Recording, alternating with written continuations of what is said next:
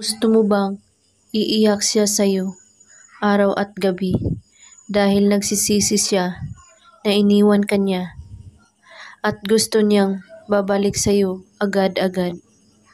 Gawin mo ang spell na ito.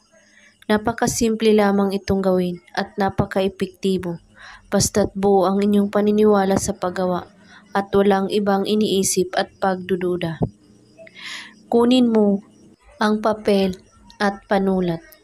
Isulat mo sa papel ang pangalan niya ng 3 beses.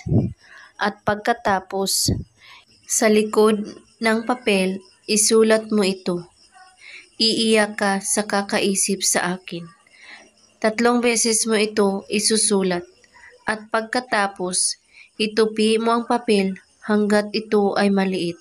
At kumuha ka ng sibuyas at hatiin mo ito sa 2. At ang papel, ilagay mo sa gitna ng bawang. At hawakan mo ito.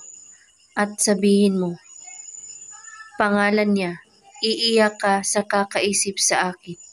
3 beses mo ito ulit-ulitin. At pagkatapos, itago mo ito na walang makakita o makakaalam.